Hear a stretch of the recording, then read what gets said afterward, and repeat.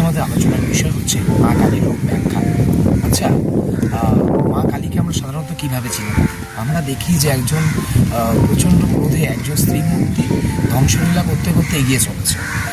যদিও বা দেবীর ধ্বংসলীলা বা ঐশ্বরিক সমস্ত লীলার পেছনে একটা শুভ চেতনামূলক ব্যাপার স্যাপার থাকেই, এটা থেকেই থাকে।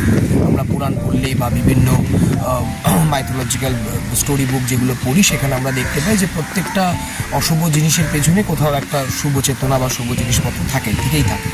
তো এই ক্ষেত্রে আমরা যখন দেখব মা কালীকে যে প্রচণ্ড রেগে এবং ধ্বংসলীলায় মেতে এসে যখন এগিয়ে যাচ্ছে, তখন হঠাৎ করে শিবের ওপর সে যখনই শিবের গায়ে তার পা লাগছে বা শিবের ওপর যখনই সে স্পর্শ করছে শিবকে, সে কিন্তু থেমে যাচ্ছে এবং তার আত্ম উপলব্ধি হচ্ছে এবং সে তার জিভটাও বার করছে।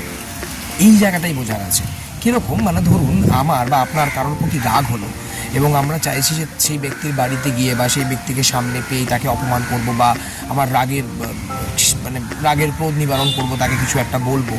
কিন্তু আমরা যদি একটু বিচার করি, আমরা যদি একটু ভাবি যে সত্যিকে তাকে যদি বলার মতন হয়ও, তা সেটা হয়তো আমরা আড়ালে বলবো বা বিচার করবো তার উপর, তাই তো? এই যে আমাদের ক্রোধের মাঝখানে বা প্রচণ্ড রেগে আসি, রাগের মধ্যেও যে আমাদের চেতনা জাগলো, এই চেতনাকেই শিব, মানে শিব ইজ ইকুয়াল টু চেতনা।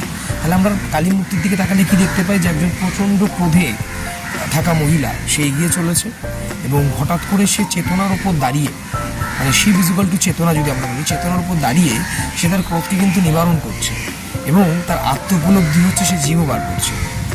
ঠিক আছে?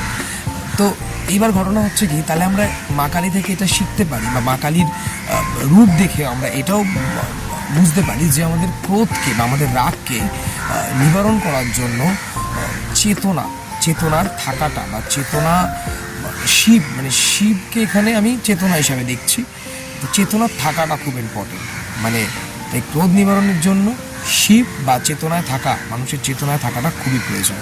এটা মা কালীর রূপ থেকে একটা ছোটো ব্যাখ্যা করার চেষ্টা করলাম। আপনারা অবশ্যই এর মতামত জানাবেন।